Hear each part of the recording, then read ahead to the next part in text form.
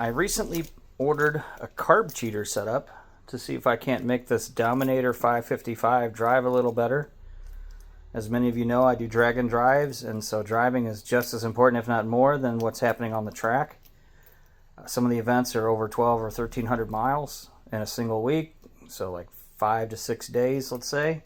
Now I have a wideband because I had a Phytech on this, so I'll have more than one of these sensors. I believe it's the same as the wideband for the Phytech, so I have some spares should they go bad. But I'm excited to get this thing installed and see if it'll help me with some drivability. The one thing that I will say is with my intake, even though I have a 5-inch Sunoco hood on my Nova, I did put the spacer under it the other day when I had the carb off to do some work, and the air cleaner is hitting the hood. So I'm going to go ahead and get a shorter air filter. We're going to put this bad boy on, we're going to figure out where I'm going to mount it, and go from there.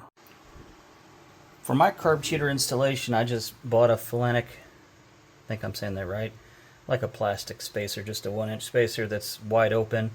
Of course, I got the nitrous plate on there.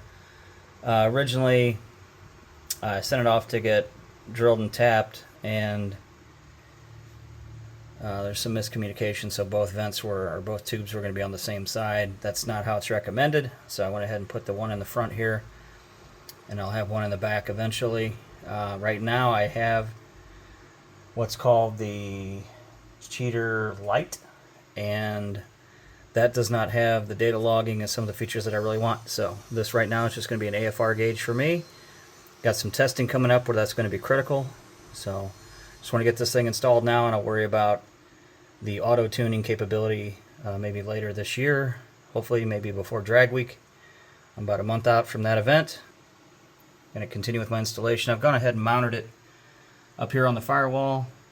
It has a map sensor. There's the brain of the unit. Just got to run a few wires. Maybe tomorrow.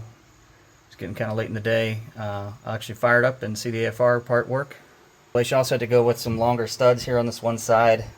I had some 3-inch above the actual base of the intake, and it needs to be about 3 1/4. So I took some threaded rod, and I'm just going to make that work for now. I have another set of ARP on a different engine that's not here at the house. So I'm just going to make do with what I got for right now.